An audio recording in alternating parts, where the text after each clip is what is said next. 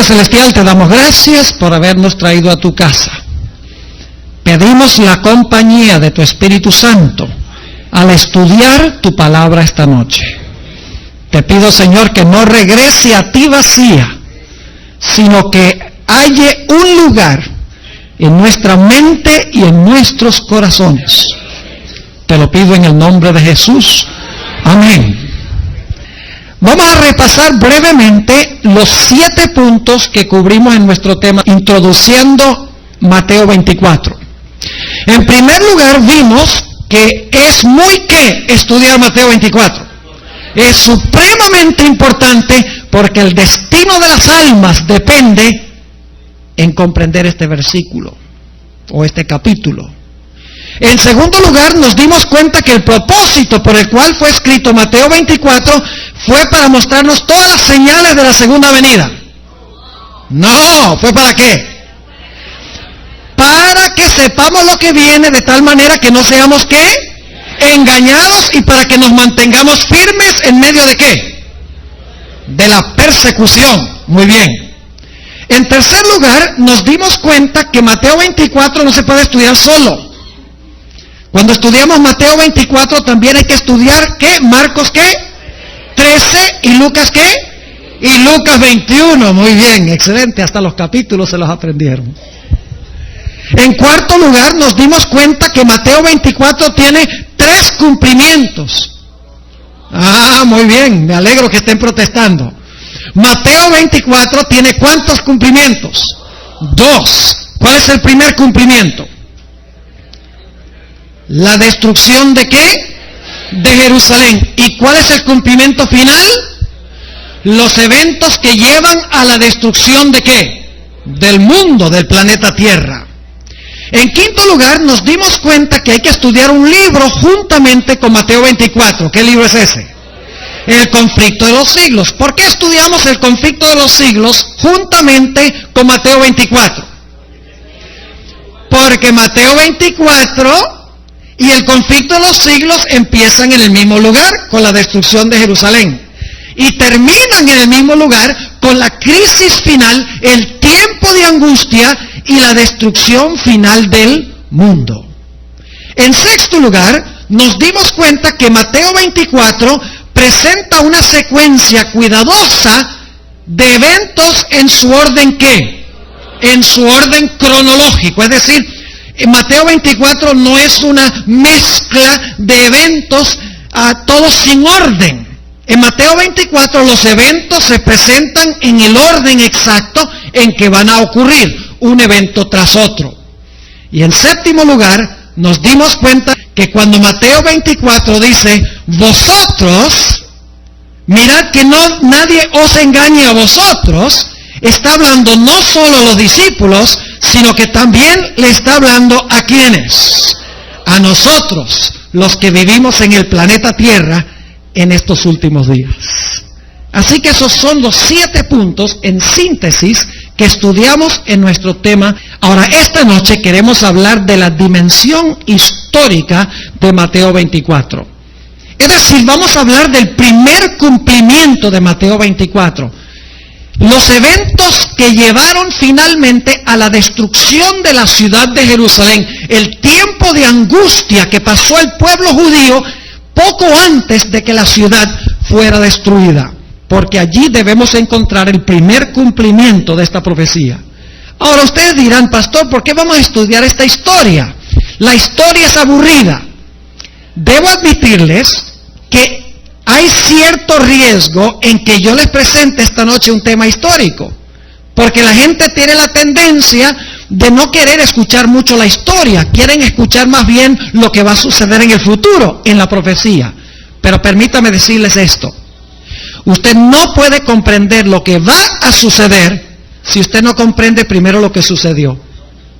Como vimos, la destrucción de Jerusalén es una sombra, es una ilustración en miniatura allá en la ciudad de Jerusalén de lo que va a pasar a escala mucho mayor en relación con la crisis que va a pasar el mundo poco antes de la segunda venida de Cristo.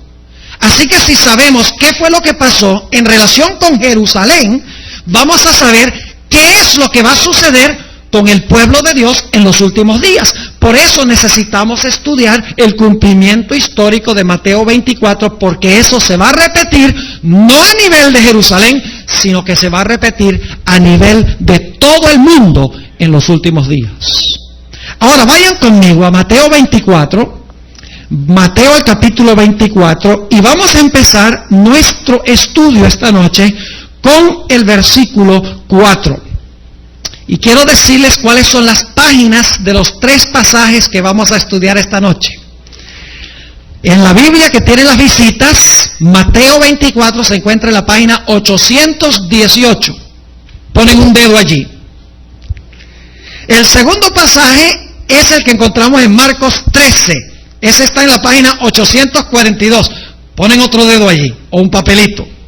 Y el tercer pasaje es Lucas 21. Y entonces ponen un tercer dedo o un tercer papelito allí en Lucas, el capítulo 21, la página 877. Así que en la página 818, 842 y 877 de las Biblias que se están usando para esta actividad. Ahora noten Mateo, el capítulo 24 y el versículo 4, y ahora recuerden que estamos hablando de la destrucción de ¿qué? De la destrucción de Jerusalén. Y quiero que noten el marco histórico, porque hay un marco histórico aquí. Fíjense el capítulo 23, antes de leer el versículo 4, vamos al capítulo 23 y el versículo 37 y 38 de Mateo 23. Dice allí Jesús: Jerusalén, Jerusalén, que matas a los profetas y apedreas a los que son enviados a ti. ¿Cuántas veces quise juntar tus hijos, como la gallina junta sus pollos debajo de las alas, y no quisiste? He aquí, vuestra casa os es dejada, ¿qué? Desierta. Y luego en el capítulo 24:1 dice que Jesús se retiró ¿de dónde? Se retiró del templo de Jerusalén. Había dejado la casa desierta, porque había salido Él. Ahora, con eso en mente, notemos que Jesús ahora habla de la destrucción de Jerusalén. Es decir, deja la casa desierta y luego dice, ahora va a ser destruida. No va a quedar una piedra sobre otra piedra. Pero en el capítulo 24 va a describir los eventos que van a llevar a esa destrucción de Jerusalén. Note lo que dice el versículo 4. Y respondiendo Jesús les dijo: mirad que nadie os engañe. Porque vendrán muchos, ¿cómo?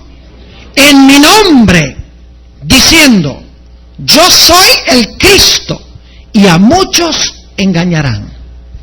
La primera señal que menciona Jesús es que muchos iban a venir diciendo que ellos eran ¿qué? El Cristo. Iban a venir en el nombre de Jesús diciendo que eran el Cristo. Ahora, esta palabra Cristo necesitamos entender. En realidad, en el hebreo es la palabra Mesías. En hebreo es Mesías y en griego es Cristo. Pero es la misma palabra en 2 idiomas distintos. Lo que está diciendo Jesús es que se iban a levantar muchos falsos ¿qué? Mesías.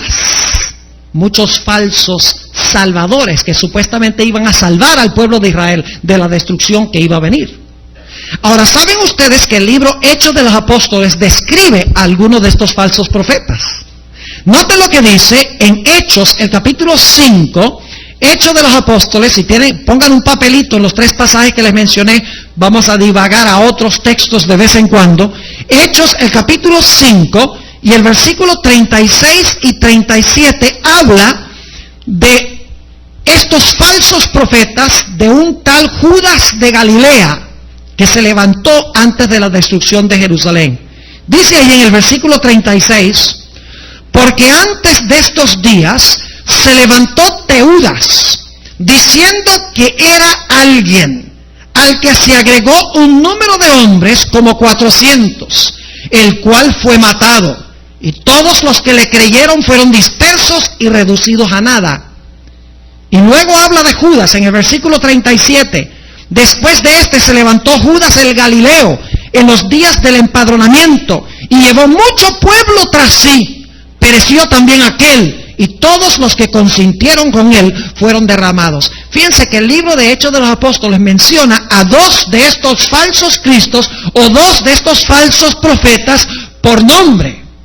Ahora quiero leerles una cita que encontramos en los escritos de Flavio Josefo. Permítanme mencionarles algo en cuanto a Flavio Josefo.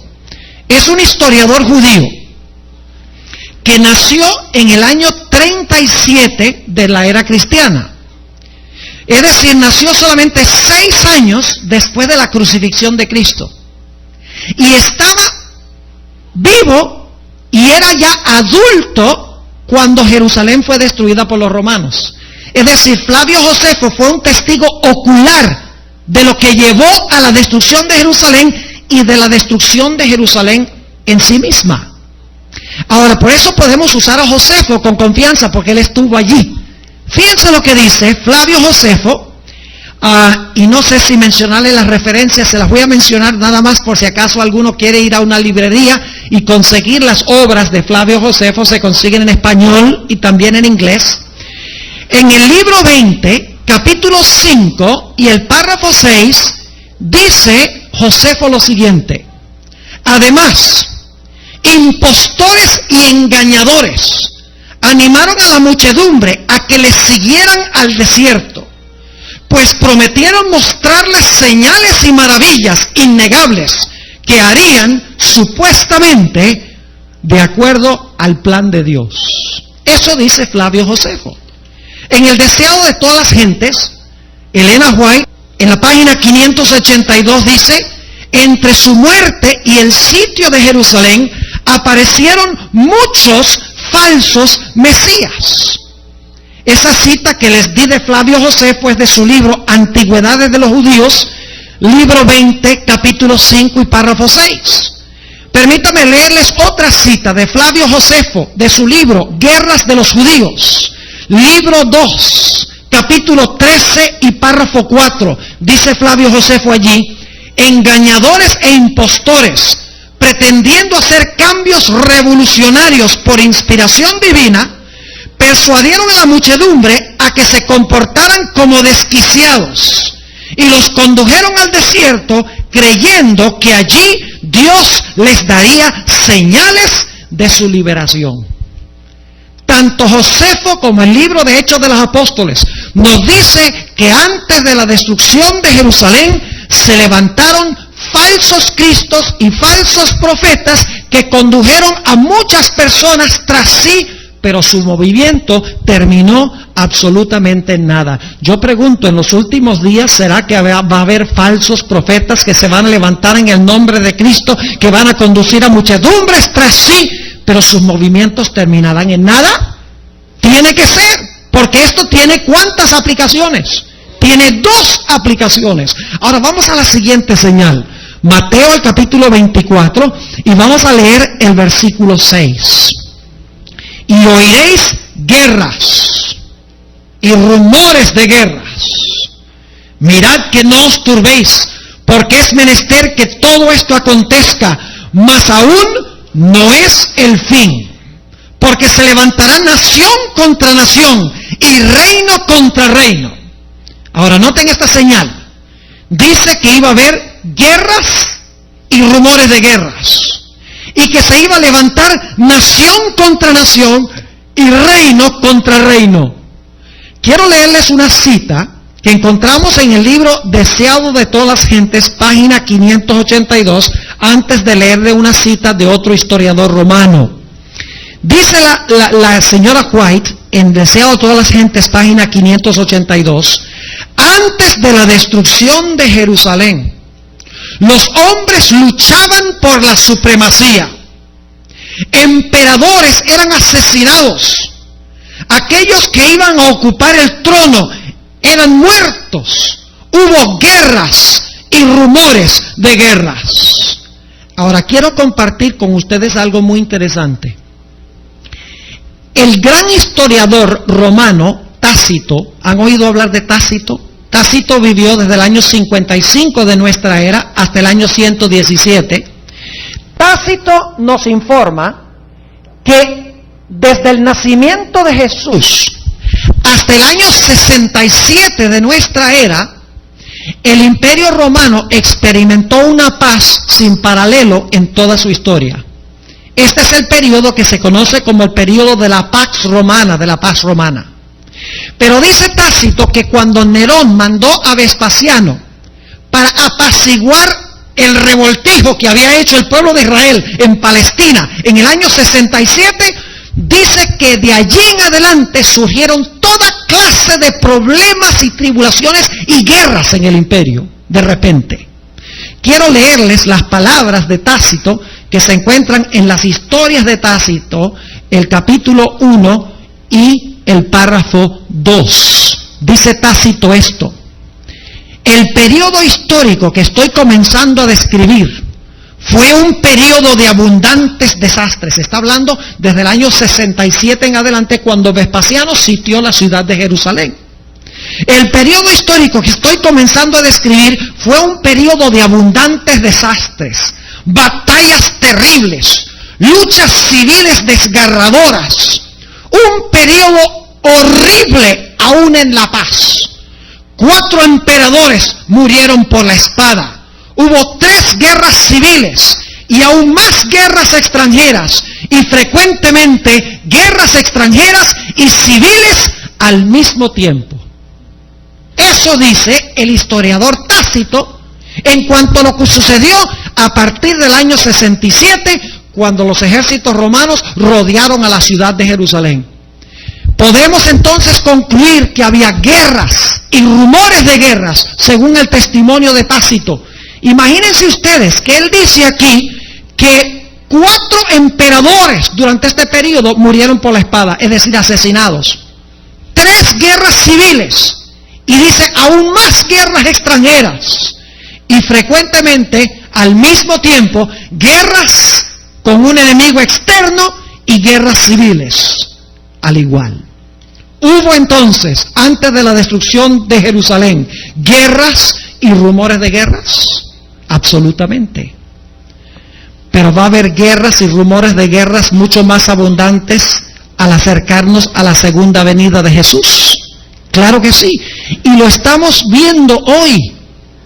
Lo que los Estados Unidos está haciendo, y no para ser crítico de los políticos que están haciendo todos estos planes, lo que están haciendo es alborotando un avispero, yendo a Afganistán y a Filipinas, y hablando de atacar a Irak. Pronto todo el mundo árabe va a estar levantado en armas contra los Estados Unidos. Yo no sé si ustedes han pensado de esta perspectiva, pero ciertamente hay guerras y rumores de guerras en todas partes del mundo. Solo tienen que mirar el Medio Oriente, Afganistán, América Latina, Pakistán, India, etcétera, más y más frecuentes a medida que nos acercamos al fin. Ahora vayan conmigo a Mateo 24 y vamos a mirar la próxima señal. Mateo capítulo 24 y la última parte del versículo 7. Dice: y habrá pestilencias y hambres y terremotos por los lugares. Vimos anoche que son grandes terremotos, ¿en qué? En muchos lugares. Ahora, hablemos en primer lugar del hambre. ¿Saben ustedes que el libro Hechos de los Apóstoles habla de un hambre terrible que se levantó en la tierra antes de la destrucción de Jerusalén? Vayan conmigo a Hechos, el capítulo 11 y el versículo 28. Hechos, el capítulo 11 y el versículo 28. Nos dice: y levantándose uno de ellos, llamado Ágabo, daba a entender por espíritu que había de haber una grande, ¿qué? Una grande hambre en toda la tierra habitada, la cual hubo en tiempo de Claudio, y eso fue antes de la destrucción de Jerusalén. Flavio Josefo llama esta hambre la gran hambre, porque murieron miles y miles de personas no teniendo absolutamente nada que comer. Pero no solo eso, sino que Flavio Josefo menciona muchas otras hambres que hubo fuera de esta grande hambre. Les voy a mencionar las referencias por si acaso alguno quiere conseguir estas citas y leerlas.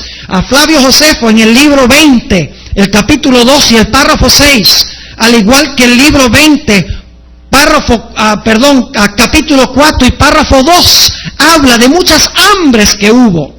Quiero leerles también una cita que encontramos en el libro El conflicto de los siglos, página 35. Dice aquí la autora, a la cual nos hemos referido varias veces en las últimas 2 noches: miles perecieron de hambre y pestilencia. No había afecto natural. Los esposos robaban a sus esposas y las esposas a sus esposos. Los hijos arrebataban la comida de las bocas de sus padres. Quiero leerles una cita adicional a donde se describe esta hambre tan terrible que había. A nosotros nos resulta difícil entender esto. Dice en la página 35 de este mismo libro, El conflicto de los siglos, lo siguiente: tan atroz era el hambre que los hombres mordían el cuero de sus cintos, sus sandalias y las cubiertas de sus escudos. Las cubiertas de los escudos eran de cuero. Muchos salían durante la noche para recoger las plantas silvestres que crecían fuera de los muros, a pesar de que muchos de ellos eran aprehendidos y muertos por crueles torturas, y a menudo los que lograban escapar eran despojados de aquello que habían conseguido, aún con riesgo de sus vidas. No solo eso, sino que Flavio Josefo nos dice que el hambre en Jerusalén llegó a ser tan terrible que las propias madres llegaron al punto de comerse los cadáveres de sus propios hijos. Y recuerden que lo que va a pasar al final de la historia va a ser mucho peor que lo que presenció la ciudad de Jerusalén. Va a haber hambres terribles en el planeta Tierra. Hemos visto algunas recientemente en Etiopía, en Biafra, en Bangladesh, en otros países africanos. Hambres horrendas. Pero ¿pueden ustedes imaginarse qué va a suceder, por ejemplo, si dejara de llover en los Estados Unidos por 1 o por 2 años? No solamente sería en África, sería en otros países del mundo igual. Y como Mateo 24 tiene un doble cumplimiento, podemos concluir que más y más en el mundo va a haber hambres. Noten también en Mateo 24 que dice que iba a haber pestilencias. ¿Saben ustedes que a lo que sigue al hambre es qué cosa? La pestilencia. Yo no sé si ustedes recuerdan haber visto en televisión a estos pequeños bebés allá en Etiopía, que prácticamente lo que eran huesos cubiertos de piel, se le veían todos los huesos marcados en la piel, todos llenos de moscas, con los ojos hundidos, muriéndose no solo de hambre, sino muriendo de ¿qué? De pestilencia, de terribles enfermedades. Eso pasó antes de la destrucción de Jerusalén. Flavio Josefo dice que murieron miles y miles de personas en la ciudad como consecuencia del hambre por causa de la pestilencia que hubo en la ciudad de Jerusalén. Pero como fue en los días de Jerusalén, va a ser terrible, más terrible aún en relación con la destrucción final del mundo. Como leímos ayer en el libro El conflicto de los siglos, lo que pasó en Jerusalén fue solo un pálido reflejo de lo que va a suceder en relación con la destrucción final del mundo. Dice también en Mateo el capítulo 24 que iba a haber terremotos grandes en diferentes lugares.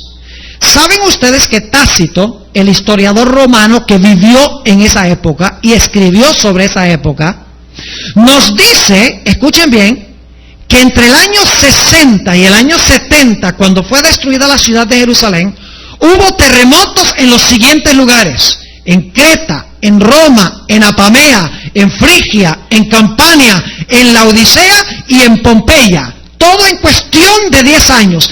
Y uno de esos terremotos fue tan grande, el de Laodicea, que destruyó por completo la ciudad de Laodicea en el año 66. Ciertamente hubo terremotos en muchos sitios y hubo grandes terremotos. El gran escritor romano Séneca, ¿han oído hablar de Séneca? Habla de terremotos que hubo en Asia, en Acaya, en Siria y en Macedonia en esos años antes de la destrucción de Jerusalén. Ciertamente esto se cumplió.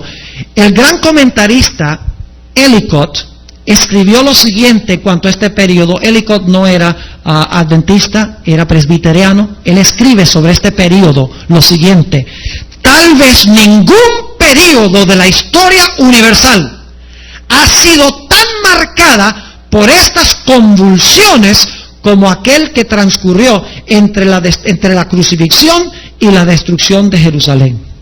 Flavio Josefo, quien vivió en esa época, historiador judío, describe una de esas tempestades que vino como resultado de un terremoto. Permítame leerles de Flavio Josefo lo que él dice en el libro 4, capítulo 4, y el párrafo número 5 del libro Guerra de los Judíos. Fíjense lo que dice Josefo. Estalló una tempestad prodigiosa en la noche, con suprema violencia y con fuertes vientos, con cataratas de lluvia, con relámpagos continuos, terribles truenos y con impresionantes concusiones y convulsiones de la tierra por causa del terremoto. Así describe Flavio Josefo uno de los terremotos que se realizaron, que él mismo presenció en persona. Ciertamente se cumplió la señal de que iba a haber terremotos. Ahora, es interesante notar que en el Evangelio según San Marcos se da una señal que no está en Mateo. Vayan conmigo a Marcos, el capítulo 13 y el versículo 8. Y guarden su lugar en Mateo, el capítulo 24, porque vamos a volver allí. Marcos 13 y el versículo 8 da una señal adicional que no está en Mateo. Dice allí: porque se levantará nación contra nación y reino contra reino, y habrá terremotos en muchos lugares, y habrá hambres y alborotos. ¿Qué va a haber?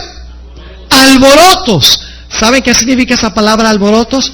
Significa una insurrección social desde adentro, como una guerra civil. Es la misma palabra que se traduce cuando la turba quería la crucifixión de Jesús. Dice que la turba se alborotó y gritaba: crucifícale, crucifícale. Es decir, es un alboroto interno, es decir, una guerra civil. Iba a haber más y más guerras civiles. Y Flavio Josefo nos dice que en Jerusalén las facciones peleaban unas con otras dentro de la ciudad. Quiero leerles una cita que encontramos en el libro Conflicto de los Siglos, la página 28, a donde se describe esta insurrección social en la ciudad. Dice ella: Satanás despertó las más fieras y degeneradas pasiones del alma.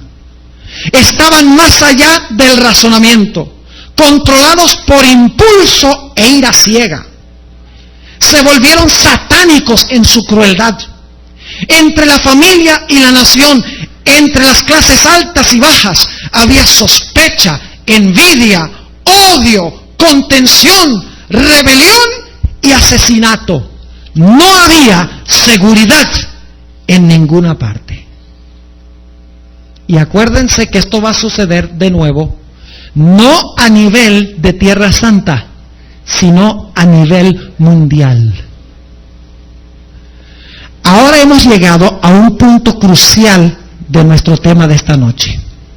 Mateo, el capítulo 24, y vamos a empezar otra vez leyendo en el versículo 6, porque quiero hacer transición al versículo 9, que es muy importante.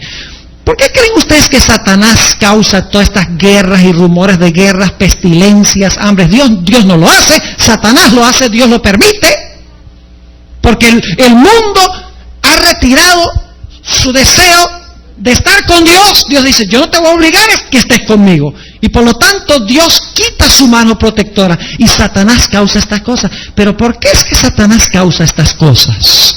Vamos a empezar leyendo en el versículo 6. Y oiréis guerras y rumores de guerras. Mirad que no os turbéis, porque es menester que todo esto acontezca, mas aún no es el fin. Porque se levantará nación contra nación y reino contra reino, y habrá pestilencias y hambres y terremotos por los lugares. Y todas estas cosas, principio de dolores. Y ustedes dicen, pastor, si este es principio de dolores, ¿qué será el fin? ¿Por qué es principio de dolores? Noten el versículo 9. Entonces, ¿qué indica esa palabra entonces? Como consecuencia de lo que viene antes, entonces, ¿qué van a hacer? Os entregarán para hacer ¿qué? Afligidos. ¿A quiénes está hablando Jesús cuando dice os entregarán? ¿Y a quiénes más? A los apóstoles. Entonces os entregarán para ser afligidos y os ¿qué? Y os matarán y seréis aborrecidos de todas las gentes por causa de mi nombre. ¿Cuál es el propósito de todos estos desastres y estas calamidades? Para poder echarle la culpa a ¿quiénes? A los cristianos que servían a Dios. ¿Lo captaron? Da todos los desastres y luego dice, entonces os entregarán para ser afligidos y os matarán y seréis aborrecidos de todas las gentes por causa de mi nombre. ¿A ustedes recuerdan que yo mencioné que no hubo ningún cristiano que murió en la destrucción de Jerusalén? Yo pregunto, ¿hay un tiempo de angustia previo aquí en Mateo 24 cuando algunos de los hijos mueren antes de la destrucción de Jerusalén? Aquí dice que sí. Los adventistas siempre hemos enseñado que antes de que Cristo venga, antes que se cierre la puerta de la gracia, va a haber mártires. Pero cuando el mundo sea destruido, después del cierre de la gracia, no morirá ni un solo hijo de Dios. Ahora quiero que noten pasajes paralelos de Marcos y Lucas que amplían lo que va a pasar como resultado de esta persecución. Vayan conmigo a Marcos el capítulo 13 y el versículo 9. Marcos 13 y el versículo 9. Muy interesante que como resultado de la persecución, el pueblo de Dios va a tener que hacer algo. Vamos a ver qué es lo que van a tener que hacer. Marcos 13 y el versículo 9. Mas mirad por vosotros, porque os entregarán ¿dónde? En los concilios y en las sinagogas seréis ¿qué? Azotados. Al final de la historia, ¿qué serían las sinagogas? ¿Qué serían las sinagogas? En las iglesias. ¿Y delante de qué? De presidentes y de reyes seréis llamados por causa de mí en testimonio a ellos. ¿Qué va a pasar? ¿Qué iba a pasar cuando los apóstoles fueran perseguidos y maltratados? Iban a tener que dar testimonio ante ¿quiénes? Ante presidentes y ante reyes. Yo pregunto, ¿los apóstoles tuvieron que dar testimonio ante presidentes y reyes? Ustedes conocen, por ejemplo, al apóstol Pablo. Tuvo que comparecer ante Festo, ante el rey Agripa, ante Félix. Y la sierva de Dios dice que tuvo que comparecer aún ante Nerón, al igual que el apóstol Pedro, para dar testimonio de su fe. Es decir, cuando el pueblo de Dios fuera perseguido, según dice Mateo 24, Marcos agrega que el pueblo de Dios iba a ser llevado ante presidentes y gobernantes para dar testimonio de su fe. Pero ¿saben qué iba a hacer Dios para que el pueblo de Dios pudiera dar testimonio de su fe? Noten lo que dice el versículo 11 de Marcos 13. Y cuando os trajeren para entregaros, no premeditéis qué habéis de decir, ni lo penséis. Mas lo que os fuere dado en aquella hora, eso hablad, porque no sois vosotros los que habláis, sino ¿qué? Sino el Espíritu Santo. ¿qué se iba a derramar sobre los apóstoles cuando tuvieran que testificar ante presidentes y reyes? El Espíritu Santo. ¿Están viendo una secuencia interesante acá? Es como si uno estuviera leyendo los últimos capítulos del conflicto de los siglos.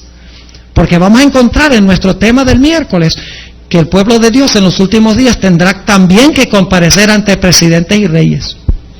Y que Dios va a derramar el Espíritu Santo en lo que se conoce como la lluvia tardía. Y el pueblo de Dios también testificará. Note lo que dice Lucas 21 y los versículos 14 y 15. Lucas el capítulo 21 y los versículos 14 y el versículo 15, hablando sobre este periodo también. Dice, poned pues en vuestros corazones, no pensar antes cómo habéis de responder, porque yo os daré ¿qué cosa? Boca y sabiduría, a la cual no podrán resistir ni contradecir todos los que se os opondrán. Pero escuchen bien, aunque no tendremos en ese momento que preparar un bosquejo de un sermón, solo va a salir de la boca lo que entró antes al cerebro. ¿No creen ustedes que en ese momento Dios nos va a meter al cerebro lo que no metimos allí en tiempos de prosperidad? El apóstol Pablo y el apóstol Pedro eran gigantes en las Escrituras, y cuando vino el momento pudieron proclamar el mensaje de Dios. Pero escuchen bien, Mateo 24 nos dice que cuando vino este tiempo de crisis, muchos individuos abandonaron la fe. Note lo que dice Mateo 24 y el versículo 10. No todos fueron fieles cuando se les amenazó de muerte, cuando tuvieron que ir ante presidentes y magistrados. Muchos apostataron de la fe. Dice Mateo 24 y el versículo 10. Y muchos entonces serán ¿qué? Escandalizados. ¿Qué significa eso, escandalizados? No es una palabra que usamos muy comúnmente, escandalizados. Déjenme ayudarles. Jesús le dijo a sus discípulos, antes de su muerte, les dijo, muchos de ustedes serán ¿qué? Escandalizados de mí esta noche. ¿Qué significa? ¿Qué quiso decir Jesús con eso? Muchos de ustedes me van a ¿qué? Muchos de ustedes me van a negar y me van a ¿qué? Me van a abandonar esta noche. Yo pregunto, cuando esta persecución viniera y el pueblo de Dios tuviera que presentar su testimonio ante reyes y presidentes, ¿hubo un grupo que apostató y no se mantuvo fiel? Sí, Señor. En la iglesia adventista nosotros llamamos esto ¿el qué? El zarandeo. Vean qué interesante. Todo lo que está en el conflicto de los siglos, la última parte particularmente está en Mateo 24 en su orden correcto. Ahora, esto sucedió en aquella época. Le menciono nada más las referencias. En 2 de Timoteo 4:10, el apóstol Pablo dice, Demas me ha dejado, habiendo amado más este presente mundo. Y Pablo dice en 2 de Timoteo 4:16, en mi primera defensa, nadie estuvo conmigo, mas todos me abandonaron. Cuando vino la persecución, todo el mundo abandonó al apóstol Pablo. Y el historiador Tácito dijo lo siguiente en cuanto a Nerón cuando apresaba a los cristianos. Dice Tácito, primero Nerón arrestaba a los que se declaraban cristianos. Y entonces, con la información que ellos les suministraban, arrestaba y condenaba a muchos otros. Ve, los arrestaba, los amenazaba, ellos divulgaban la información en cuanto a otros y los otros eran arrestados. Es decir, abandonaron la fe. Saben, hermanos y hermanas, nosotros no nos podemos imaginar cómo habrá sido eso. Noten lo que dice en Mateo 24 nuevamente, el versículo 10, y luego vamos a ir a Marcos y a Lucas para los paralelos. Dice Mateo 24:10, y muchos serán escandalizados y se entregarán unos a otros, y unos a otros se aborrecerán. Noten Marcos 13 y el versículo 12 y 13, donde se agregan detalles. Marcos 13 y los versículos 12 y 13. nos resulta difícil comprender esto. Dice aquí, y entregará a la muerte el hermano al hermano, y el padre al hijo. Y se levantarán los hijos contra los padres y los matarán. Y seréis aborrecidos de todos por mi nombre, mas el que perseverare hasta el fin, este será salvo. Imagínense que el evangelio, este mensaje, iba a dividir aún a quienes, a familias. Note lo que dice Lucas, el capítulo 21 y el versículo 16. Tanto Josefo como Tácito y otros historiadores nos dicen que cristianos apostataron y entregaron a otros cristianos antes de la destrucción de Jerusalén. Dice en el capítulo 21 y el versículo 16 de Lucas, mas seréis entregados aún de vuestros padres y hermanos y parientes y amigos, y matarán a algunos de vosotros. Quiero leer una cita que encontramos en el libro Deseado de todas las gentes, página 629. Dice allí la misma autora a la cual nos hemos referido varias veces: padres y madres traicionaban a sus hijos, los hijos traicionaban a sus padres, amigos entregaban a sus amigos al Sanedrín. Los perseguidores cumplieron su objetivo matando a Esteban, a Santiago y a otros cristianos. Terrible este periodo. Todo esto se cumplió. Pero como Mateo 24 tiene una doble aplicación, significa que se va a cumplir una vez más. Ahora volvamos rápidamente a Mateo el capítulo 24. Mateo el capítulo 24 y noten el versículo 11. Y muchos falsos profetas se levantarán, ¿y qué? Y engañarán a muchos. Y por haberse multiplicado la maldad, el amor de muchos se resfriará. Yo les pregunto, ¿puede usted darle un resfriado si antes no estaba bien? ¿Me están entendiendo la pregunta? Si dice que el amor de muchos se resfriará, es porque el amor antes estaba ¿qué? Estaba caliente. ¿O es que usted tiene una olla de sopa caliente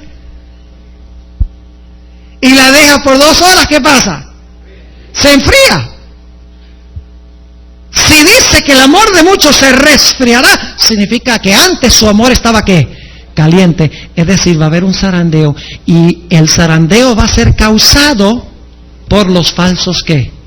Por los falsos profetas. Ahora escuchen lo que les voy a decir. Aquí no está hablando de falsos profetas que se levantan de afuera, sino falsos profetas que se levantan de adentro. ¿Recuerdan que hablamos sobre Mateo 7, donde dice Jesús: muchos me dirán en aquel día, Señor, Señor, ¿no profetizamos en tu qué? ¿En tu nombre? Es decir, estos falsos profetas no son profetas como digamos, por ejemplo, Nostradamus. No son profetas como Walter Mercado, que trata de decirles el futuro, leyendo el destino en las señales del zodíaco. Estos son profetas que profesan ser profetas religiosos de la iglesia. Pero lo que le van a decir a la gente es que ustedes pueden seguir como están y todas las cosas van a andar bien. Es como dice el apóstol Pablo, que van a venir muchos que van a tener comezón de oír. Y se van a amontonar maestros conforme a sus concupiscencias, es decir, que les enseñen lo que ellos quieren oír, y apartarán del oído la verdad y se volverán a las ¿qué? Y se volverán a las fábulas. Eso pasó en aquel tiempo y pasará a escala mayor en el tiempo del fin. Y luego note lo que dice en Mateo 24 y el versículo 13. Dice: mas el que perseverare hasta el fin, este será ¿qué? El que perseverare hasta el fin, este será salvo. Quiero decirles algo en cuanto a esa palabra perseverare. Es la palabra griega hupomoné. Es la misma palabra que en Apocalipsis 14:12 se traduce: aquí está la paciencia de los santos. Es la mismita palabra, solo que se traduce paciencia en Apocalipsis y aquí se traduce perseverancia. Es decir, es una paciencia perseverante que no se rinde, no importa cuáles sean las circunstancias. Esa es la paciencia que tuvieron los apóstoles y es la paciencia que tendrá que tener el pueblo de Dios en los últimos días. Ahora hemos llegado al clímax de nuestro tema. El versículo 15. Quiero dedicar unos pocos momentos al versículo 15.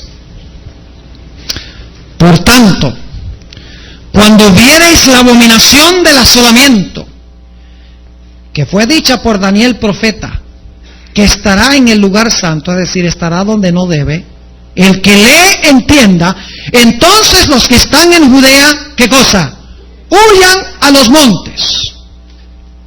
Paremos allí. ¿Se iba a colocar qué cosa? La abominación asoladora. Y los que estaban en la ciudad iban a poder ¿qué? Ver la abominación. Porque dice, cuando viereis la abominación asoladora de la cual habló Daniel el profeta. Tienen que ir a Daniel 9, 26 y 27 para saber lo que está diciendo Mateo aquí, lo que está diciendo Jesús a través de San Mateo. Daniel 9 está hablando de la destrucción de Jerusalén. Es decir, que antes de la destrucción de Jerusalén se iba a colocar una abominación asoladora que la gente iba a poder ver, y cuando vieran esa señal, la abominación asoladora, debían hacer ¿qué cosa? Debían huir. Pero inmediatamente nos preguntamos, ¿cómo podían huir si la ciudad estaba cercada por los ejércitos romanos? Vayan conmigo a Lucas 21 un momento. Lucas 21. Vamos a hablar del cumplimiento profético de este versículo, pero necesitamos saber qué pasó en relación con la destrucción de Jerusalén. Lucas, el capítulo 21 y el versículo 20. Y cuando viereis a Jerusalén cercada de ejércitos, ¿cuáles ejércitos? Los ejércitos romanos, sabed entonces que su ¿qué? Que su destrucción ha llegado. ¿Qué es la abominación asoladora? Cuando Jerusalén fuera ¿qué? Cercada de ejércitos. Ahora surge la pregunta, si estaba cercada por ejércitos, ¿cómo podía el pueblo de Dios escaparse? Los fieles de Dios en la ciudad, ¿cómo podían escaparse? Bueno, primero necesito decirles algo en cuanto a los ejércitos romanos. Los ejércitos romanos llevaban como su insignia un estandarte, que era una vara, básicamente, con una insignia arriba, y en esa insignia había, escuchen bien, un águila con las alas extendidas. La cara del águila estaba mirando hacia la derecha. En los talones del águila, el águila tiene flechas. Y alrededor del águila hay una guirnalda redonda, dorada, que representa al dios Sol, el dios Mitra. Debajo de esa insignia, en el estandarte, se encuentra otro disco. Dentro del disco hay un círculo más pequeño, y ese disco de oro representa al dios Sol. Es decir, hay un doble símbolo del dios Sol en el estandarte romano. Está la guirnalda dorada que rodeaba el águila, y estaba el disco que estaba debajo de esa insignia. Y según dice Flavio Josefo, y voy a leerles también una cita del Conflicto de los Siglos, Flavio Josefo dice que los romanos, cuando ellos llegaban a una ciudad, lo primero que hacían era clavar sus estandartes en el suelo, y luego todos los soldados se arrodillaban y le rendían a su estandarte adoración, adoraban al estandarte. Es decir, estaban adorando al dios ¿qué? Al dios Sol. Y cuando los que estaban en la ciudad vieran que los ejércitos romanos rodearon la ciudad, clavaron sus estandartes, se arrodillaron para adorar al dios Sol, representado por el águila, mirando hacia la derecha con flechas en los talones. Ellos debían ver esto como una señal de ¿qué? De la necesidad de huir. Permítame leerles una cita aquí del libro Conflicto de los Siglos. Ella sencillamente corrobora lo que dice Josefo. Dice: cuando los estandartes idolátricos romanos se colocaron en el terreno sagrado, que se extendía algunos estadios fuera de la ciudad, entonces los seguidores de Cristo debían huir por su seguridad. Pero no hemos contestado la pregunta: ¿cómo podían ellos huir si la ciudad estaba sitiada? ¿De qué valía ver la señal de que los ejércitos romanos estaban adorando al dios Sol en forma de águila? ¿Cómo se podían escapar? Aquí es que sucedió algo realmente espectacular. Tanto Flavio Josefo, y les voy a mencionar la cita se encuentra en Guerra de los Judíos, libro 2, capítulo 19, y los párrafos 5 al 7, dice Josefo esto: que Cestio, el general romano que había rodeado la ciudad, sin haber recibido ninguna desgracia, se retiró de la ciudad sin ninguna razón en el mundo. Es más, Josefo dice que en ese momento, cuando Cestio, el general romano de las tropas romanas, se retiró de la ciudad con sus tropas, parecía que la ciudad iba a caer en corto tiempo. Y sin embargo, levantó campamento y se fue. Y Josefo dice que era inexplicable, porque era el momento propicio para dar el golpe final. ¿Por qué creen ustedes que pasó eso?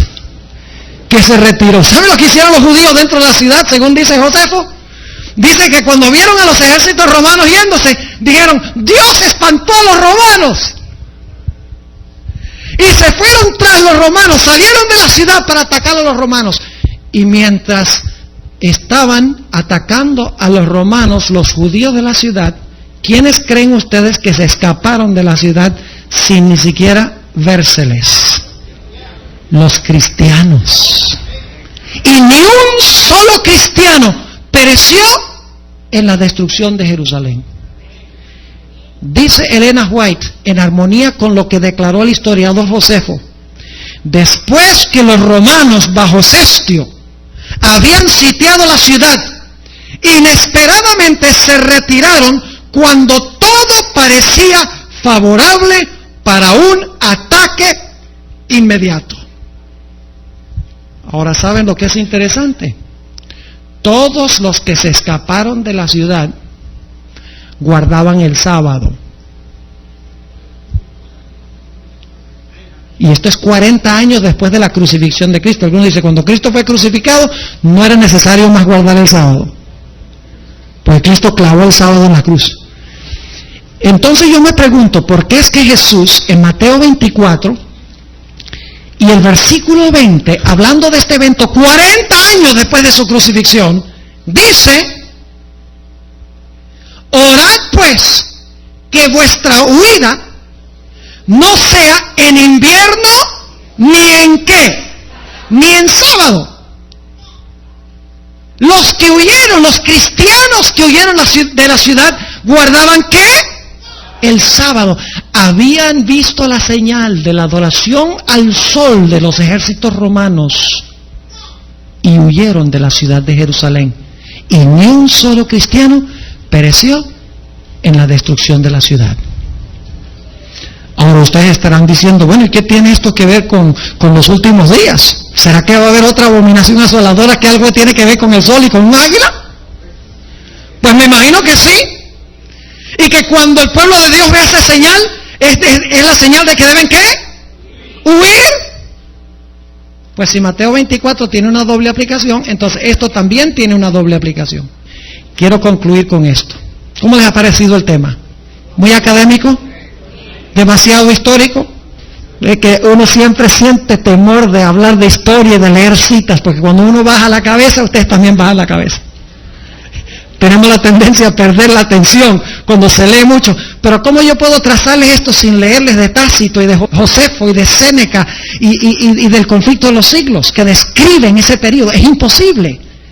Necesitamos entender qué fue lo que pasó, la secuencia de lo que pasó, para que podamos entender la secuencia de lo que pasará. Porque Mateo 24 tiene una doble aplicación. ¿Cómo va a entender el futuro sin haber aprendido el pasado? Por eso la sierva de Dios dice, no tenemos nada que temer del futuro, al menos que nos olvidemos cómo nos ha dirigido Dios en el pasado. Por eso el gran filósofo Jorge Santayana dijo que el que no aprende de los errores de la historia está condenado a repetirlos. Por eso es vital que aprendamos lo que hemos estudiado esta noche. Quiero terminar con esto. Hemos hablado esta noche de falsos profetas. ¿Saben ustedes que en Apocalipsis el capítulo 13 habla de un falso profeta que hace descender fuego del cielo a la vista de los hombres para engañar a los moradores de la tierra? Ahora escuchen lo que les voy a decir. Por mucho tiempo yo pensé, cuando leía esa cita de Apocalipsis 13:13, de que cuando decía que iba a descender fuego del cielo a la vista de los hombres para engañar a los seres humanos, yo pensé, bueno, el fuego es símbolo del Espíritu Santo, porque en el día del Pentecostés descendieron, ¿qué cosa?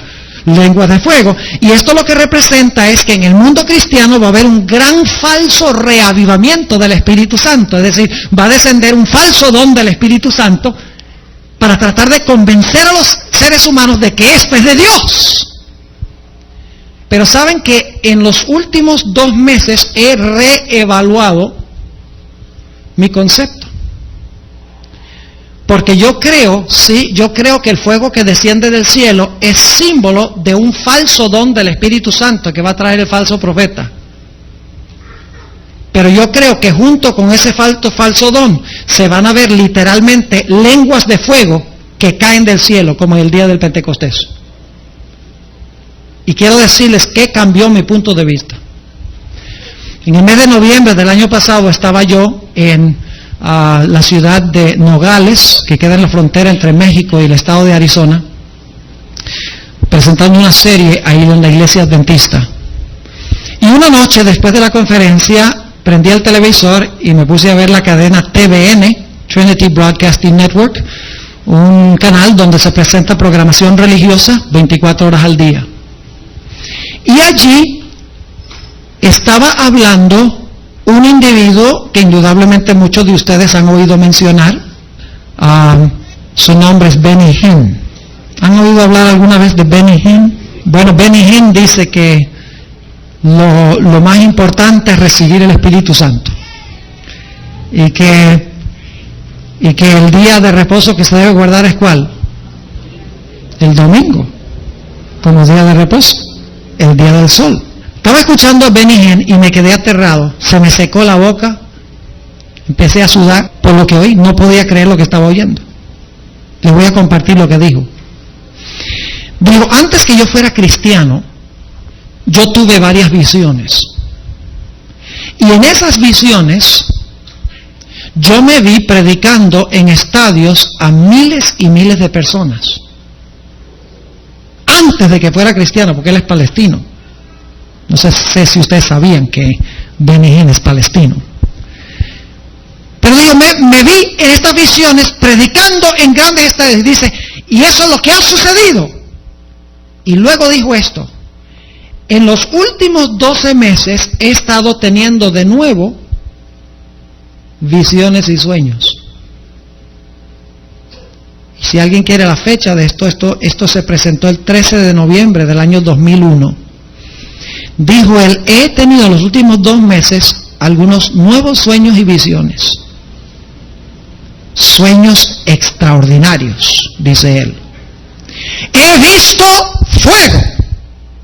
Me he visto en estadios a donde fuego literal ha estado cayendo del cielo. La gloria de Dios está a punto de revelarse visiblemente. Y luego declaró que él y otros harán milagros tan poderosos que nadie podrá negar que es el poder de Dios. Y luego entonces habló de la experiencia de Elías y el día del Pentecostés y la columna de fuego visible que dirigía el pueblo de Israel. Y dijo, cuando se vean las lenguas de fuego, ya nadie va a dudar de que este es el poder de Dios. ¿Cómo les parece?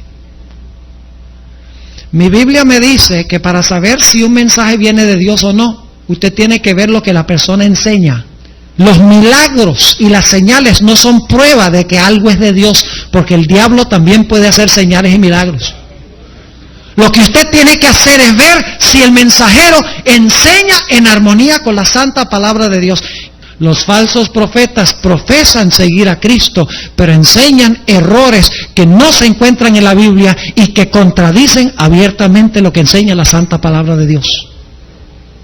Hermanos y hermanas, visitas, estamos viviendo en los últimos días de la historia, estoy convencido de eso. La pregunta es, ¿qué estamos haciendo nosotros? ¿Estamos botando nuestro tiempo viendo televisión? ¿Cuánta ayuda le va a dar la televisión en el tiempo de angustia? Nada. El televisor ha causado una maldición grandísima en este mundo. Tiene mucho potencial para bien, pero aún en el pueblo adventista se ha convertido en algo para mal. Porque estamos llenando nuestra mente de basura cuando debemos estar llenando nuestra mente de la palabra de Dios, de aquello que va a ser fuente de fortaleza para nuestra vida espiritual en los tiempos que pronto van a caer sobre este mundo. Hermanos y hermanas, visitas, es tiempo de que consagremos nuestra vida a Dios sin reservas. Y si no podemos controlar ese aparato, es tiempo de que lo saquemos de la casa. Y ni siquiera regálenlo, rómpanlo. No sea que vaya a corromper a otro. ¿Estoy diciendo que todos deben deshacerse del televisor? No. Pero si no lo puede controlar, si él lo controla a usted, rómpalo. Es como el cigarrillo. Si usted tiene el deseo intenso de tener cigarrillos, no guarde la cajetilla en el bolsillo. Cristo viene pronto. Vemos las señales en todo el mundo. Lo que pasó en Nueva York es un evento crítico, crucial, en los eventos que pronto se van a realizar en este planeta. Yo oro a Dios de que nosotros podamos reconsagrar nuestras vidas al Señor. En serio. Orar más, estudiar más, testificar más, venir a la iglesia, tener nuestra vida espiritual viva y fuerte, para la gloria de Dios. Estamos en el Monte de los Olivos. El sol de la tarde tiñe de oro las imponentes murallas de mármol blanco del templo de Herodes. Los discípulos, aún imbuidos del orgullo nacional, señalan la magnificencia de la estructura. Maestro, mira qué piedras y qué edificios. Marcos 13:1. La respuesta de Jesús es un golpe demoledor a su teología y a su patriotismo. Respondiendo Jesús le dijo, ¿ves estos grandes edificios? No quedará piedra sobre piedra que no sea derribada. Marcos 13:2. El silencio que siguió debió ser aterrador. Para ellos, el templo era el símbolo de la nación, el centro del universo, la morada literal de Dios. Su destrucción solo podía significar una cosa, el fin de todas las cosas. Por eso, cuando se sientan en privado, su pregunta es doble, aunque ellos la perciban como una sola. Dinos, ¿cuándo serán estas cosas la destrucción del templo? ¿Y qué señal habrá de tu venida y del fin del siglo? Mateo 24:3. Aquí, como doctor en teología, debo detenerme. Este es el punto hermenéutico crucial. Los discípulos, en su pregunta, fusionaron dos eventos distintos: la ruina de Jerusalén y el fin del mundo. Y Cristo, en su infinita sabiduría, respondió a su pregunta tal como la formularon. Vio en la caída de la ciudad escogida un símbolo, un ensayo general, una terrible miniatura del juicio final que sobrevendrá a todo el planeta. La sierva del Señor, Elena G. de White, nos da la clave de oro para entender este capítulo. El discurso que Cristo dirigió a sus discípulos en el Monte de las Olivas encierra un doble significado. No solo se refería a la destrucción de Jerusalén, sino también a las escenas pavorosas del gran día final. Mezcló la descripción de las dos catástrofes. Advirtió a sus discípulos acerca de la destrucción de Jerusalén, para que pudiesen escapar a la ruina general. Al par que les hablaba de la destrucción de Jerusalén, sus miradas proféticas se extendieron hasta una conflagración venidera. Elena G. de White, El conflicto de los siglos, página 25. ¿Por qué Jerusalén? ¿Por qué esta tragedia? La respuesta no es un capricho divino, es la culminación de una elección. La historia de Israel fue un largo romance de amor divino y traición humana. Siglo tras siglo, Dios les había enviado profetas, advertencias y misericordia. Y siglo tras siglo, ellos habían matado a los profetas y apedreado a los que les eran enviados. Mateo 23:37. La copa de su iniquidad, explica el comentario bíblico adventista, no se había llenado de la noche a la mañana. Generaciones de apostasía habían contribuido a la acumulación de la ira divina, pero fue el rechazo final y definitivo del Mesías lo que selló su destino. Comentario bíblico adventista, tomo 5, sobre Mateo 23:32. El llanto de Cristo sobre la ciudad no fue un lamento por lo inevitable. Fue el grito de un corazón roto por lo que pudo haber sido. Jerusalén, Jerusalén, ¿cuántas veces quise juntar a tus hijos, como la gallina junta sus polluelos debajo de las alas, y no quisiste? Mateo 23:37. El no quisiste es el veredicto. Es la esencia del pecado. Es la razón de toda destrucción. Y entonces pronuncia la sentencia que resuena a través de la historia y llega hasta nuestros días. He aquí vuestra casa os es dejada desierta. Mateo 23:38. La palabra desierta, en griego, eremos, es la misma palabra usada para desierto. La casa que una vez fue el centro de la gloria del universo, ahora estaba espiritualmente vacía. La presencia de Dios se había retirado. Elena G. de White capta el horror de este momento. Habían rehusado obstinadamente aceptar la última ofrenda de la misericordia. La paciencia de Dios para con Jerusalén había sobrepujado toda otra cosa. Pero ahora, la copa de la impenitencia de Jerusalén estaba llena. Cuando Cristo salió del templo, la presencia divina se retiró para siempre del santuario construido para su honra. Elena G. de White, El deseado de todas las gentes, página 534. Una vez que la protección divina se retira, la destrucción es inevitable. El juicio de Jerusalén no fue un acto arbitrario de un Dios iracundo. Fue la consecuencia natural de sacar a Dios de la ecuación. Fue permitir que el destructor, Satanás, hiciera su obra en una nación que lo había elegido a él por encima de su Salvador, gritando, «Sea su sangre sobre nosotros y sobre nuestros hijos». Mateo 27:25. Cristo, en su discurso del Monte de los Olivos, no solo estaba prediciendo la historia, estaba estableciendo la teología del juicio. Estaba advirtiendo a sus discípulos de las señales que precederían a la caída literal de la ciudad, para que pudieran escapar. Pero, más importante para nosotros, estaba advirtiendo a la iglesia del tiempo del fin. Estaba diciendo, miren a Jerusalén. Miren lo que le sucede a un pueblo que tiene la luz más grande, que se enorgullece de su teología y sus formas, pero que niega el poder del Evangelio y rechaza la voz de mi espíritu. Miren a Jerusalén, porque lo que le sucedió a ella en miniatura, le sucederá al mundo entero que siga sus pasos. La destrucción de Jerusalén en el año 70 después de Cristo es, por lo tanto, el arquetipo profético más solemne y detallado del fin del mundo, leis, cosecha del torbellino y la huida de los fieles 30. Y 6 años transcurrieron desde que Cristo pronunció la sentencia en el monte de los Olivos hasta su ejecución. 3 décadas y media de gracia extendida, durante las cuales los apóstoles predicaron el Evangelio y suplicaron a la nación que aceptara al Mesías resucitado. Pero la nación, como cuerpo, había tomado su decisión. La hermana White describe la espiral descendente. Los judíos habían forjado sus propias cadenas. Ellos mismos habían llenado la copa de la venganza. En la ruina completa que sobrevino a la nación, y en todas las desgracias que se siguieron, no estaban sino cosechando lo que sus propias manos habían sembrado. Elena G. de White, El conflicto de los siglos, página 31. Se jactaban de ser el pueblo de Dios, mientras que internamente su religión era una cáscara vacía. Confiaban en el templo, pero habían echado al Señor del templo. La nación judía, escribe la sierva del Señor, era un símbolo del mundo que había rechazado sus amonestaciones y resistido a su gracia. Ellen G. de White, El conflicto de los siglos, página 26. Jesús no los dejó sin advertencias específicas. Sabía que sus discípulos necesitarían una señal inequívoca, no solo rumores, sino un detonante claro para la acción. Mientras Mateo registra las señales generales de guerras y rumores de guerras, Mateo 24:6, el Evangelio de Lucas registra la señal militar precisa para la evacuación. Pero cuando viereis a Jerusalén rodeada de ejércitos, sabed entonces que su destrucción ha llegado.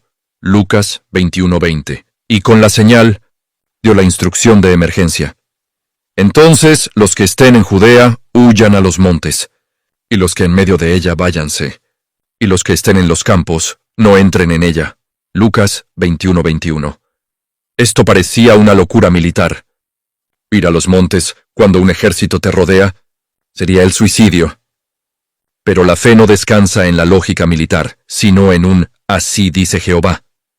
Durante años, la agitación contra Roma creció. Sucedieron, como lo registra el historiador Josefo, señales y prodigios que presagiaban la catástrofe, citado en el conflicto de los siglos. Una luz antinatural brilló sobre el altar. Una puerta de bronce macizo del templo, que requería 20 hombres para moverse, se abrió sola por la noche. Se vieron carros de guerra y ejércitos fantasmales luchando en las nubes al atardecer. Pero la nación, ciega en su celo fanático, interpretó estas señales como presagios de victoria, no de destrucción.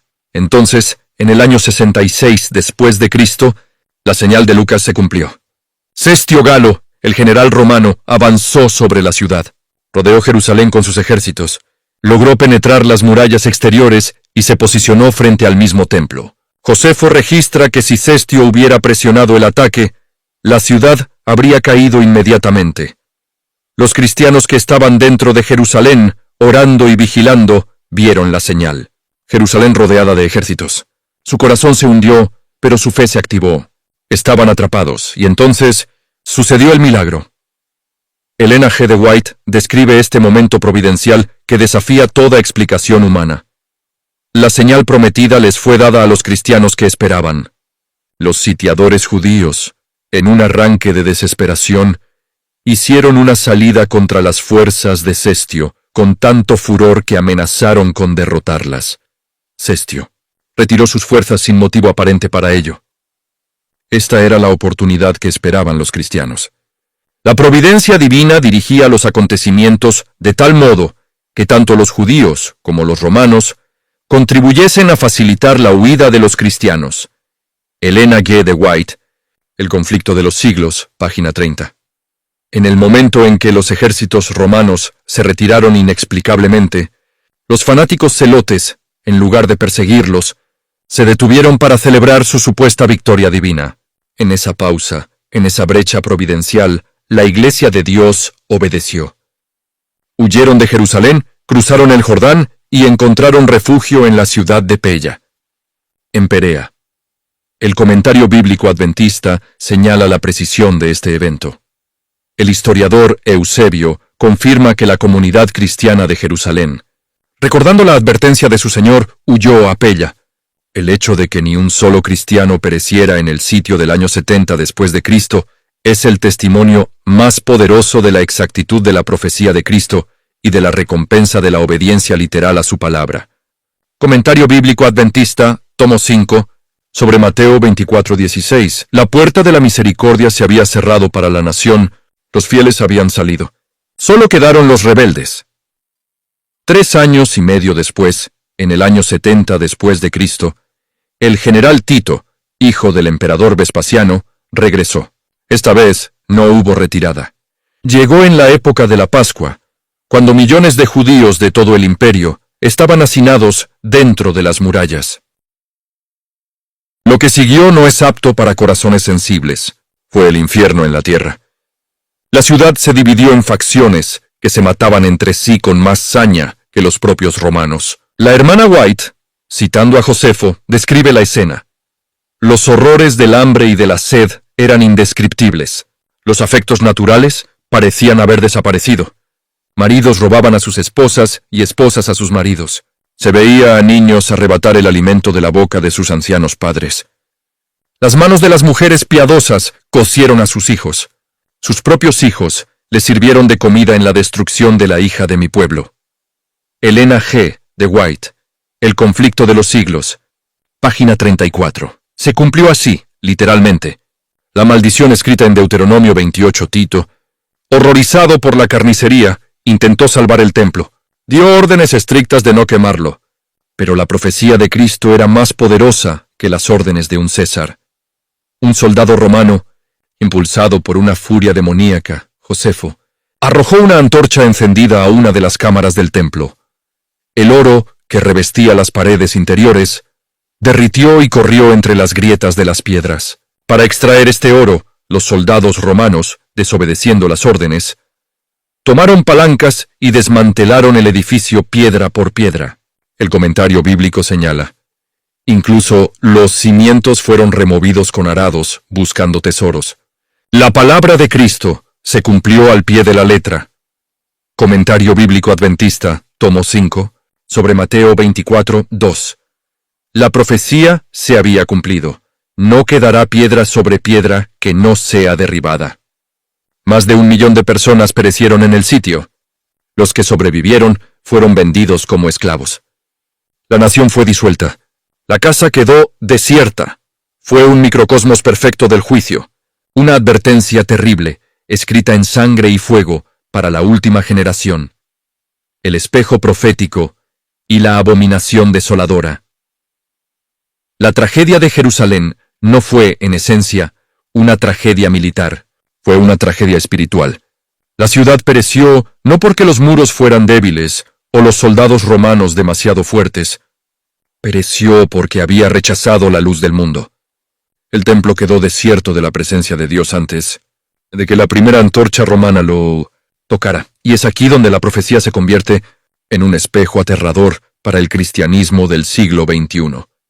Jesús mezcló las dos destrucciones porque la condición espiritual que llevó a la caída de Jerusalén es idéntica a la condición espiritual del mundo, especialmente del cristianismo apóstata, llamado Babilonia, justo antes de la segunda venida. La sierva del Señor, Elena G. de White, traza esta línea directa. La ruina de Jerusalén fue un símbolo de la destrucción final que ha de sobrecoger al mundo. Las profecías que tuvieron su cumplimiento parcial en la caída de Jerusalén tienen una aplicación más directa a los últimos días. Elena G. de White, El conflicto de los siglos, página 38. ¿Cuáles son, entonces, las señales paralelas? ¿Y cuáles son los síntomas de la enfermedad espiritual que precede a la destrucción? 1. El engaño maestro. Falsos cristos y falsos profetas, justo antes de la caída de Jerusalén.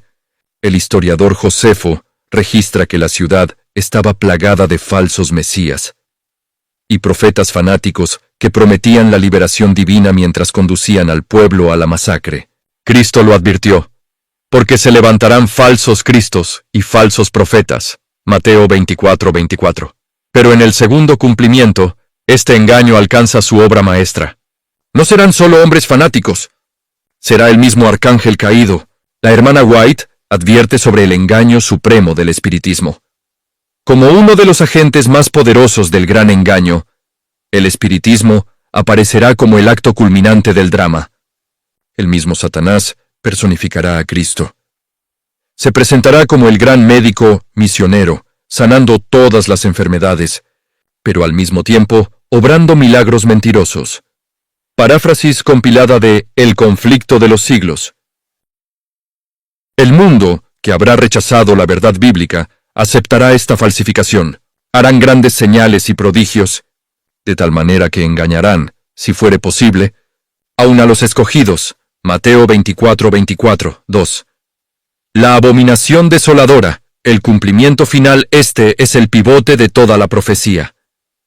Por tanto, cuando veáis en el lugar santo, la abominación desoladora de que habló el profeta Daniel. El que lee, entienda. Entonces, los que estén en Judea, huyan a los montes. Mateo 24, 15 al 16. En el primer cumplimiento, como vimos en el bloque 2, el Evangelio de Lucas identificó esta abominación como los ejércitos paganos de Roma rodeando el lugar santo, Jerusalén, Lucas 21, 20. Esa fue la señal literal para la huida literal. Pero en el segundo cumplimiento, el global, ¿qué es la abominación desoladora? No es un ejército pagano, es un poder religioso apóstata. Es la culminación de la obra del cuerno pequeño de Daniel. Es el establecimiento de un sistema de adoración falso, por la fuerza de la ley, en el lugar santo del cristianismo. El comentario bíblico adventista lo explica. En su cumplimiento final y universal, la abominación desoladora se refiere a la gran apostasía del tiempo del fin. Se refiere a la unión de los poderes religiosos y civiles para imponer un falso día de adoración, la imagen de la bestia de Apocalipsis 13, en desafío directo al lugar santo de la ley de Dios, el sábado. Comentario bíblico adventista, tomo 5, sobre Mateo 24:15. La abominación, un sistema falso de adoración, causa desolación, el retiro de la protección de Dios y la caída de las plagas. Elena G. de White hace la conexión más directa y práctica que jamás se haya escrito. Ella identifica nuestra señal de cestiogalo. Ella nos dice exactamente qué evento en el futuro equivale a los ejércitos rodeando Jerusalén. Así como el sitio de Jerusalén por los ejércitos romanos fue la señal para la huida de los cristianos de Judea, así la asunción del poder por parte de nuestra nación, los Estados Unidos. En el decreto que imponga el día de descanso papal, la ley dominical, será una amonestación para nosotros. Entonces, será tiempo de abandonar las grandes ciudades, como preludio para abandonar las más pequeñas en favor de hogares apartados, en lugares solitarios entre las montañas. Elena G. de White, Joyas de los Testimonios, tomo 2, página 161. Esta es la profecía en su punto más álgido. La ley dominical nacional en los Estados Unidos, que luego se volverá global, es la abominación desoladora final. Es la señal inequívoca de que la paciencia de Dios ha llegado a su límite, que la protección divina se está retirando del mundo, y que el pueblo de Dios debe iniciar su huida a Pella. Al igual que los judíos confiaban en un templo vacío, el mundo moderno confiará en leyes religiosas vacías. Confiarán en una piedad impuesta por el gobierno, creyendo que están sirviendo a Dios, mientras en realidad están imponiendo la marca de la bestia. Y así, como los cristianos obedientes escaparon de la ruina del año 70, solo los obedientes escaparán de la ruina final. La huida a Pella y el cierre de la gracia en el año 66 después de Cristo, cuando los cristianos de Jerusalén vieron a Cestiogalo retirarse inexplicablemente, no se detuvieron a debatir la lógica militar, no se detuvieron a empacar sus posesiones más valiosas, no esperaron una segunda señal, simplemente obedecieron la orden de Cristo. Entonces los que estén en Judea huyan a los montes. Mateo 24:16. Su huida fue su salvación. Al refugiarse en Pela, se colocaron bajo el escudo de la providencia divina. Cuando Tito regresó 3 años y medio después, ellos estaban a salvo, mientras que el 1.000.000 de judíos que confiaron en las murallas de la ciudad y en los falsos profetas, perecieron horriblemente. Cristo, en su profecía de doble cumplimiento, nos dice que la historia se repetirá con una precisión aterradora. La promulgación de la ley dominical nacional, la abominación final, como vimos en el bloque 3, es la señal de que la paciencia de Dios con el mundo apóstata ha llegado a su límite. Es la evidencia de que las agencias satánicas han tomado control total de los gobiernos de la tierra. Es la advertencia final de que el lugar santo, el mundo que Dios creó, ha sido completamente profanado por la legislación humana que exalta al cuerno pequeño. En ese momento, la instrucción es idéntica: huyan a los montes. Esta no es una huida simbólica, es una separación física de los centros de población que se han convertido en centros de rebelión. La sierva del Señor, Elena G. de White nos da la instrucción con una claridad que hiela la sangre.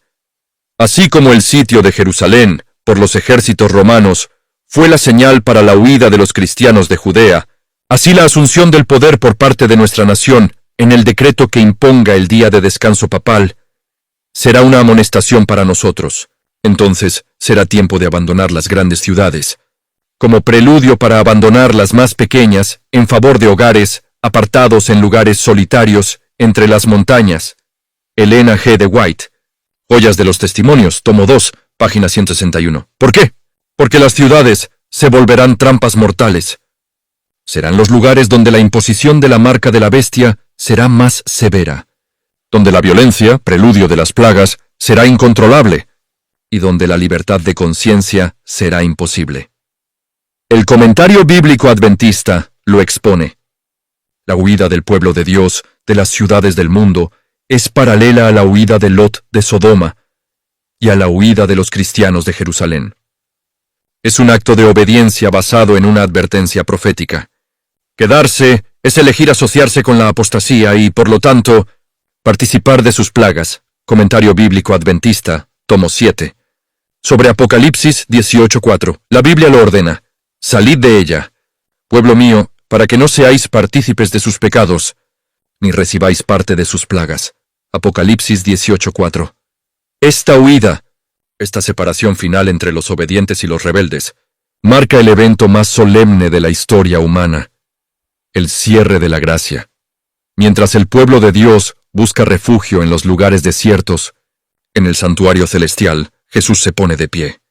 El sumo sacerdote, que ha intercedido por la humanidad durante 2 milenios, que ha aplicado su sangre a cada pecador arrepentido, termina su obra, tira el incensario. La voz que una vez lloró sobre Jerusalén, ahora pronuncia la sentencia final sobre el mundo: el que es injusto, sea injusto todavía. Y el que es inmundo, sea inmundo todavía. Y el que es justo, practique la justicia todavía. Y el que es santo, santifíquese todavía. Apocalipsis 22:11. La hermana White describe la escena. Cuando termine el mensaje del tercer ángel, la misericordia divina no intercederá más por los habitantes culpables de la tierra. El sello de Dios ha sido puesto sobre su pueblo. Cristo ha terminado su obra mediadora en el santuario celestial. Ha levantado sus manos y dicho con voz potente: consumado es. El que es injusto, sea injusto todavía. Elena G. de White, El conflicto de los siglos, página 671. Desde ese momento, cada caso está decidido. El destino de cada alma está sellado para la eternidad. La gracia ha terminado. La humanidad queda, por primera vez desde la caída de Adán, sin un mediador. Y es entonces cuando comienza el verdadero tiempo de angustia. No confundamos esto con las plagas. Las plagas son el castigo de Dios sobre los impíos. El tiempo de angustia, llamado la angustia de Jacob, es la prueba final del pueblo de Dios. Daniel lo profetizó. Y en aquel tiempo se levantará Miguel, y será tiempo de angustia, cual nunca fue desde que hubo gente hasta entonces. Pero en aquel tiempo será libertado tu pueblo, todos los que se hallen escritos en el libro. Daniel 12:1. Refugiados en las montañas, en las cuevas, el pueblo de Dios ahora debe vivir en la presencia de un Dios santo sin un intercesor. Satanás, sabiendo que su tiempo es corto y que ya no hay sangre en el propiciatorio para cubrir nuevos pecados, lanza su ataque más feroz contra ellos. Será un tiempo de angustia y de prueba espantosa, escribe Elena G. de White. Su fe, su perseverancia, en su confianza en el poder libertador de Dios, serán probadas rigurosamente. Satanás procurará aterrarlos con el pensamiento de que sus casos no tienen remedio. Les recordará su vida pasada, sus flaquezas, su indignidad. Elena G. de White, El conflicto de los siglos, página 677. Esta es la angustia de Jacob, Jeremías 37. Es una lucha interna con el sentido de su propio pecado, temiendo no haber sido perdonados. Pero sus caracteres ya han sido sellados. Su fe debe aferrarse a la promesa de un perdón ya concedido. Y mientras ellos luchan esta batalla espiritual, el mundo, ahora sin el Espíritu de Dios para refrenarlo, desciende al caos. se promulgará un decreto de muerte contra los santos, similar al decreto de Amán contra los judíos. Pero así como los cristianos en Pella fueron protegidos de la destrucción de Tito, el pueblo de Dios será protegido de la ira de Satanás y de las plagas venideras. Su Pella es la promesa. Se le dará su pan y sus aguas serán seguras. Isaías 33:16. Están listos para la conflagración final. En el año 70 después de Cristo, una vez que los cristianos obedientes huyeron, los ejércitos de Tito fueron el instrumento de juicio sobre la ciudad impenitente. Los horrores de la hambruna, la pestilencia y la guerra interna que asolaron Jerusalén fueron la cosecha directa de su rechazo a Cristo. En el cumplimiento final, cuando la gracia se retira del mundo, el juicio de Dios no es ejecutado por ejércitos humanos, sino por su propia mano. El mundo se convierte en una Jerusalén global, y los instrumentos de juicio son las 7 últimas plagas. Y oí una gran voz que decía desde el templo a los 7 ángeles: «Id y derramad sobre la tierra las 7 copas de la ira de Dios». Apocalipsis 16:1. Estas plagas son la respuesta directa de Dios a la imposición de la abominación desoladora. El mundo que adoró a la bestia recibirá la ira de Dios sin mezcla. Apocalipsis 14:10. La sierva del Señor, Elena G. de White, traza este paralelo directo. Las plagas que cayeron sobre Egipto, cuando Dios estaba por libertar a Israel, fueron de índole análoga a los juicios más terribles y extensos que caerán sobre el mundo, inmediatamente antes de la liberación final de su pueblo. Estas plagas no son universales, o de lo contrario, los habitantes de la tierra serían enteramente destruidos. Serán los azotes más terribles que hayan sufrido jamás los mortales. La ira de Dios se derramará sin mezcla de misericordia. Elena G. de White, El conflicto de los siglos, páginas 686 y 687. Mientras las plagas caen, el mundo observa al pueblo de Dios, que aunque sufre de privaciones y está en angustia, la angustia de Jacob, es milagrosamente protegido de lo peor de los juicios. Su pan y su agua están seguros. Isaías 33:16. Esta protección enfurece al mundo impenitente. Así como los celotes en la antigua Jerusalén culpaban a los cristianos de sus desgracias, el mundo, liderado por Babilonia y la bestia, ahora culpa al remanente de Dios por las plagas. El comentario bíblico adventista lo señala. La ira de los impíos se encenderá contra aquellos que se han negado a aceptar su marca. Verán en los guardadores del sábado la causa de la calamidad mundial, tal como Acab vio a Elías como el turbador de Israel. Comentario bíblico adventista tomo 7, sobre Apocalipsis 16:2. Esta furia culmina en el acto final de la abominación desoladora, el decreto de muerte universal. Este es el asalto final de Tito, Satanás, contra el pueblo de Dios. Elena G. de White lo describe con una solemnidad absoluta. El mundo entero se habrá unido contra ellos. Cuando los que honran la ley de Dios hayan sido privados de la protección de las leyes humanas, empezará en varios países un movimiento simultáneo para destruirlos.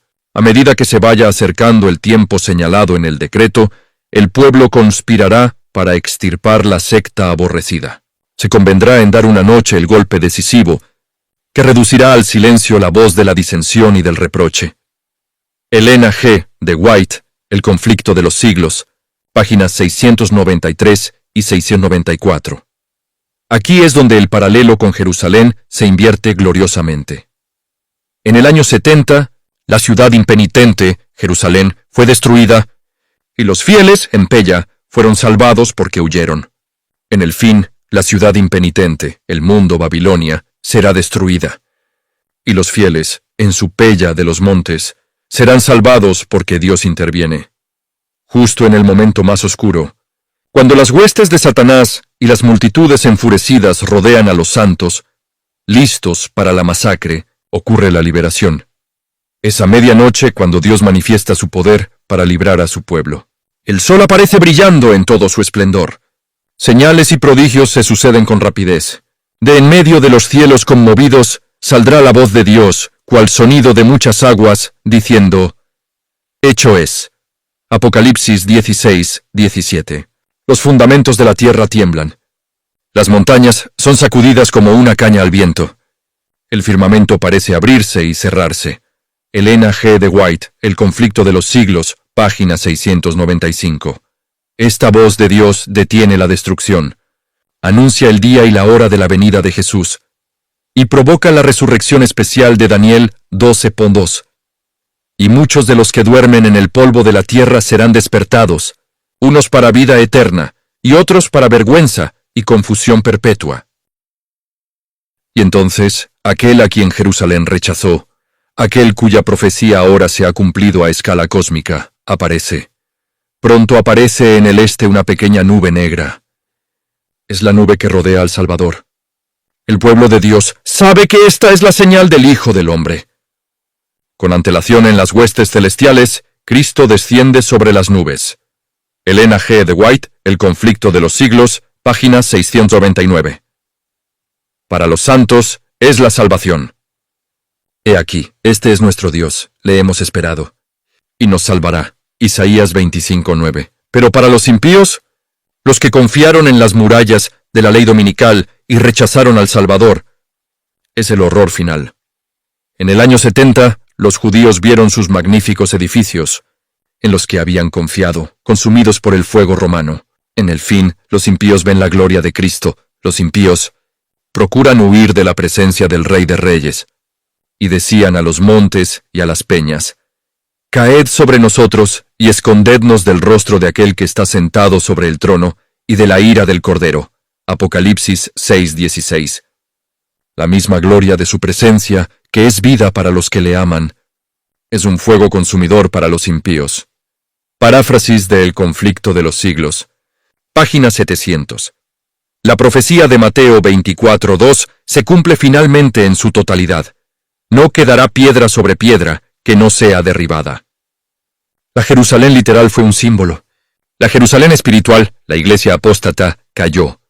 Y ahora, la Jerusalén global, el mundo en rebelión, es completamente desolada por el resplandor de su venida.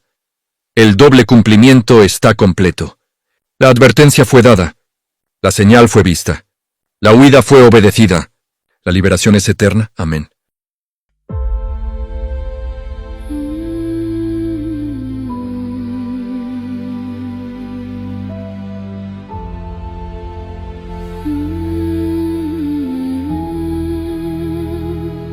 Vértigo de seda,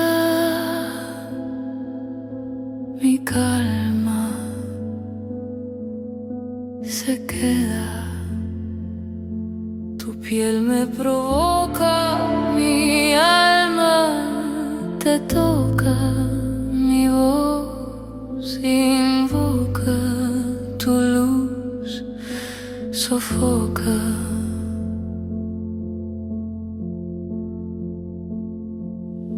La noche suspira,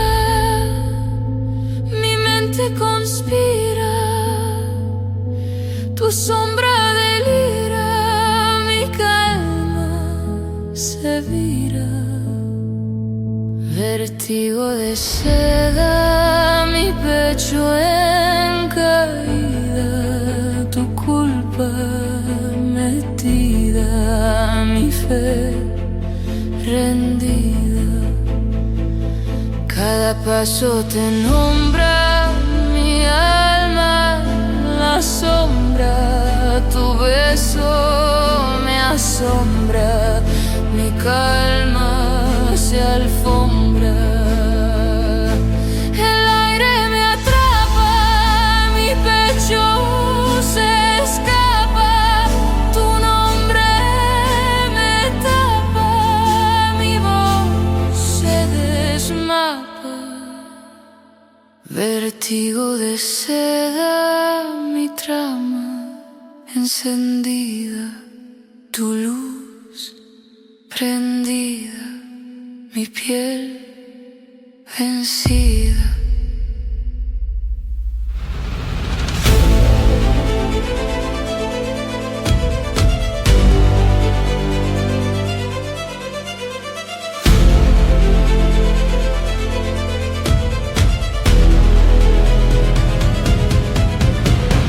Yeah.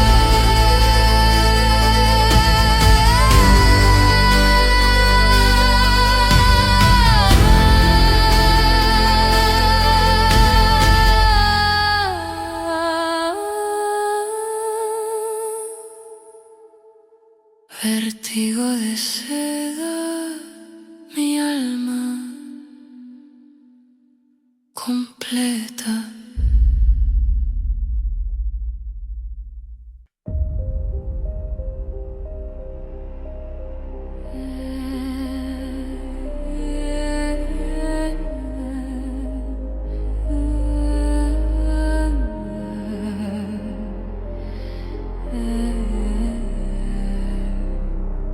Vértigo de seda, mi calma se queda.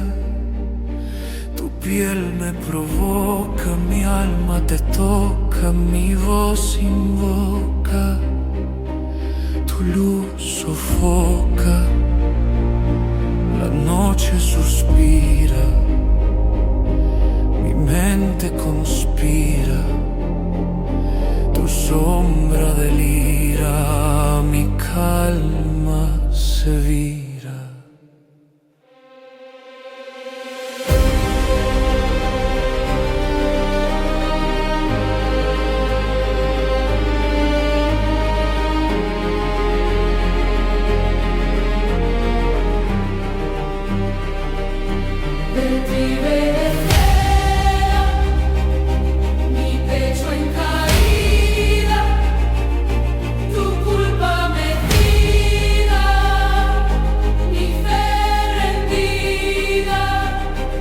Cada paso te nombra, mi alma en la sombra, tu beso me asombra, mi calma se alfombra, el aire me atrapa, mi pecho se escapa, tu nombre me tapa, mi voz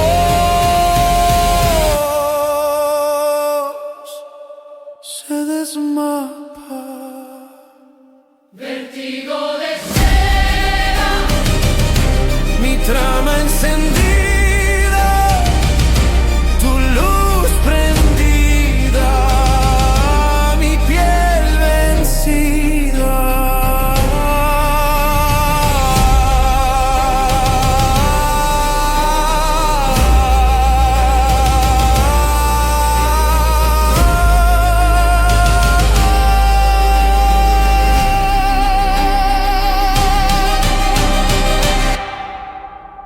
Yeah.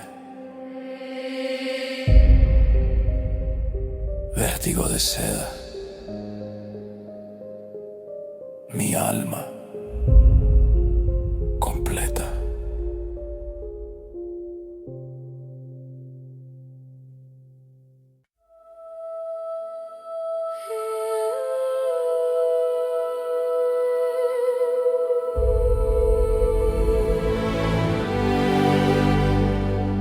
vértigo de seda,